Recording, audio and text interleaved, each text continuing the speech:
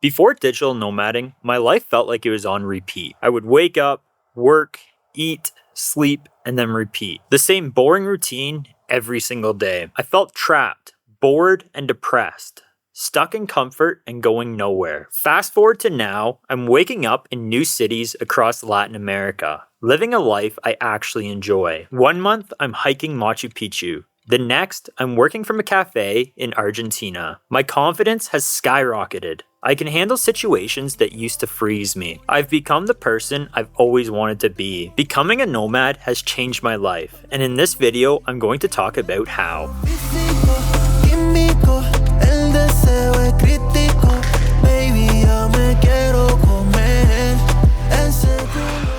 First things first, you learn to handle anything. Now, before I get into this, I want to preface it by, if you're thinking of becoming a nomad, don't let this scare you away. When I was a kid, my mother had to come with my newborn sister, who was less than a year old, and come sit in the school parking lot every single day so that I would go to school because I was too scared to go alone. And now I'm traveling all around the world, living thousands of miles away from my family. So if I can do it, literally anyone else can. But you definitely have to deal with your fair share of problems when you become a nomad. For instance, on my first trip, I went to Peru, and when I got to customs, I declared a computer monitor and a color grading panel that I brought with me, and I had to pay like $800 worth of taxes on those items that I wasn't expecting to pay. I've had to get phone plans when the guy doesn't speak English and I don't speak any Spanish, and I can't read any of the documentation they're putting in front of me. I'm just signing it, hoping I'm not signing away my life. In a lot of countries, you'll have people trying to constantly screw you over, trying to scam you or charging you a price that's way too high for what you're buying, and you got to learn to navigate this. You also have to find a safe place in a city, and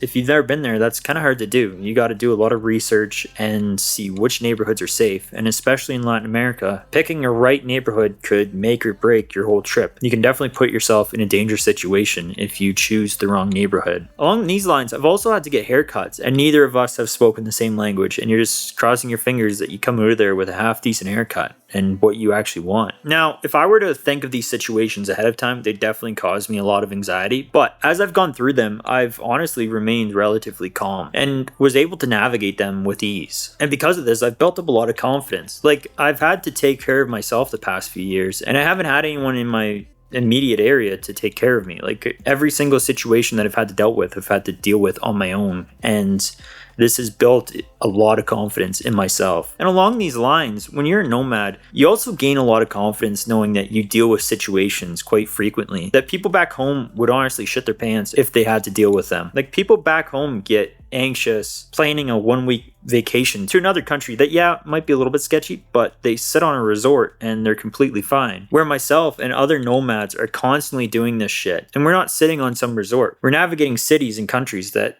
are perceived as dangerous, and that builds up a ton of confidence in you. Just knowing that you're doing shit that other people aren't really able to do.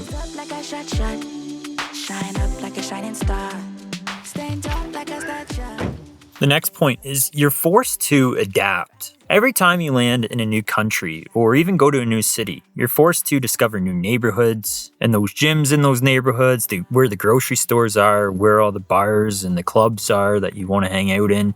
And you really need to find your new favorite hangout places every time you go to a new place. This can be a bit stressful, but it also keeps things like fresh and exciting. You no longer get bored doing the same thing over and over again.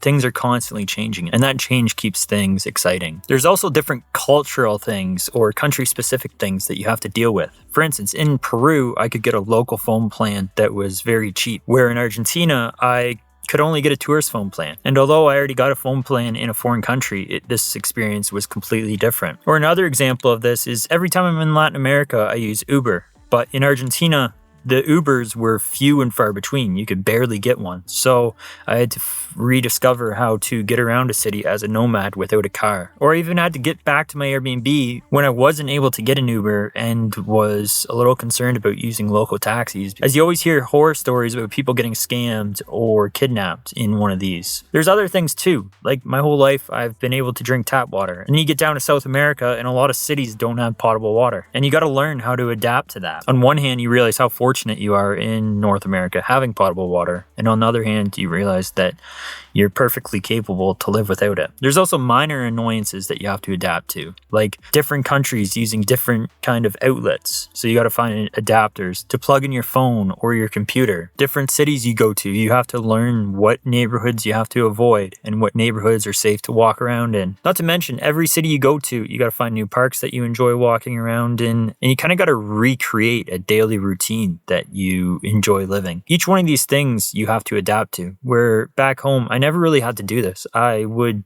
live the exact same day over and over again, and there wasn't really any change. Where when you're a nomad, you have to figure out all these different situations, and again, you get a lot of confidence learning that you can adapt to these situations that a lot of people haven't even dealt with before.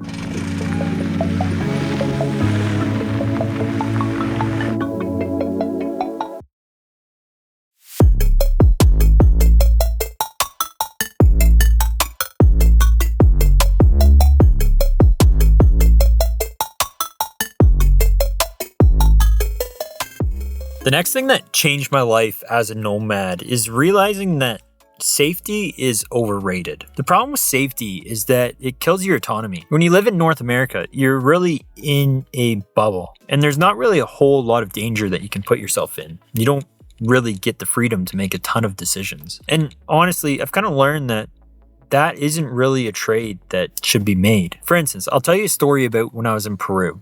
I went on a hike with my mother. And this hike was sketchy. It had a small little path along the side of a mountain. And if you look down, there was a massive drop. It was like on the side of a cliff. And on the other side was another cliff that went straight up. And this hiking trail would have been illegal in Canada. You wouldn't have been allowed to go on it. Like there's a waterfall near my house that is a nice waterfall, but you can't go anywhere near it because it's blocked off. And if you go anywhere near it, you'll get fined for trespassing. Where this hike in Peru, yeah, it was a little bit sketchy, but me and my mom knew what we were doing. We knew how to keep ourselves safe. And this hike turned into one of the best experiences that I've ever had with my mother. And that experience was only possible because I had the freedom to make the decision myself to go on this hike. And if I was in North America, that would have been made for me and I wouldn't have been allowed to do that. Living in Latin America has honestly kind of made me enjoy the danger to an extent. Obviously, I don't want to put myself in a position where I'm going to get murdered or kidnapped, but you do feel more alive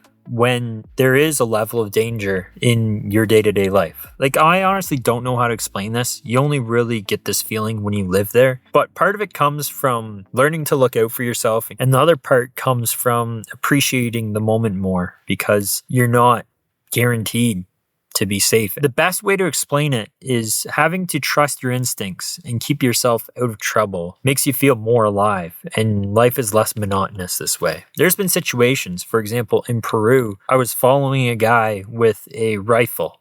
And I didn't know, I think he was a police officer, but I had no idea. He could be cartel for all I know. And there was another situation in Colombia where I was approached by a guy trying to get me to buy him food for him and his family. And he's trying to get me to go down this alleyway, and there is no place to buy food down that alleyway. He was obviously up to no good trying to get me out of the busy area so he could rob me or kidnap me or whatever. And even in these situations where people would perceive them as dangerous, and I do too, I still felt fairly confident handling them because I had a plan B, C, and D. I was able to think of a way to get out of them before they became an actual threat. And having that ability just gives you a lot more confidence too.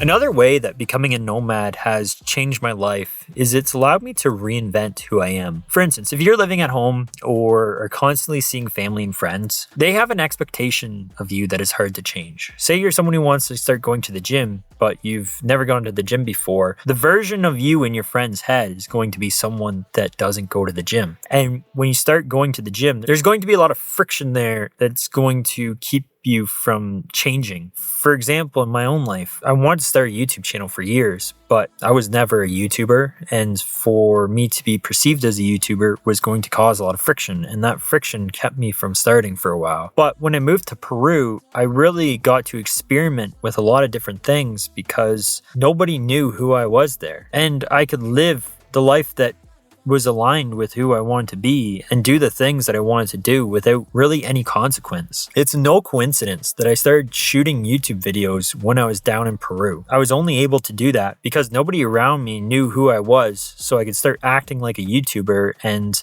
if I failed, nobody would know. And nobody was telling me that, oh, you're stupid to think you can even try doing that. It was just me and the belief that I could do it, and nothing was getting in the way of that. Like, even when it came to vlogging, last summer, I was terrified to vlog in Canada. I was scared I was going to see someone that I knew. I was scared of what other people would think. It just was very outside my comfort zone, and therefore I never did it. In fact, my parents never even knew about my YouTube channel yet. Then I went down to Argentina, and nobody down there knew who I was. Nobody down there knew that I've never vlogged before.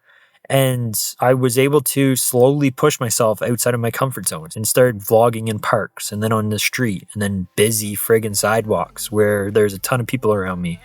And this built up that comfort level of vlogging in public. And then I get back home, and it was a very small step to take to start vlogging in front of people there, as the only real difference was people knew what I was talking about. And around the same time as when I told my family about my YouTube channel and started actually feeling like a YouTuber, because I was able to reinvent myself when I was down in Peru and Argentina.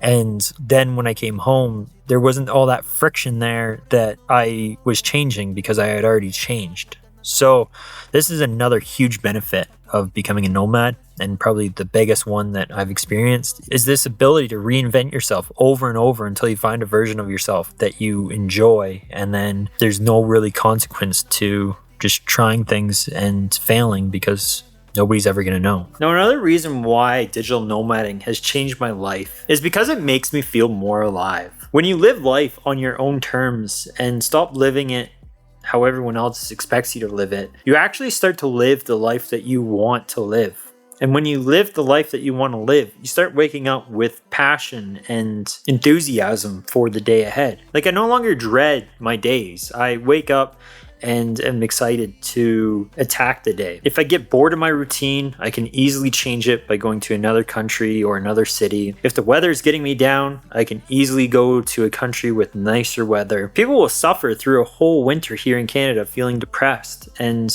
when you're a nomad, you can just go to a country that has sun and actually enjoy your life. You live very few years in the grand scheme of things, and I don't really feel like living half my life depressed because the weather sucks. Another thing that I quite like personally is how far my money goes in a lot of the countries that I nomad in. As someone who's always trying to improve themselves and become a better version of themselves, when you go to another country and are already in the top 1% and can live an unreal lifestyle, it really gives you a taste of it, and then you are motivated to keep growing and improving and want to take your lifestyle to the next level. When you explore and discover a new country or discover new cultures, that really opens up your understanding to the world and just gain a lot more wisdom that a lot of people who stay in one place their whole lives just don't experience and don't get. And once you experience all this, you really can't go back. I've been home here in Canada for the past couple months, and it's driving me nuts. I can't wait to get back down south and explore another city and another country and all that it has to offer. Life is just a lot better when you're nomading. Now, if you want to get a little bit of this experience and see what life is like in some of these countries that I've been to, then check out this playlist right here, as it has a bunch of city guides that tell you all the pros and the cons of the city, and don't forget to click subscribe.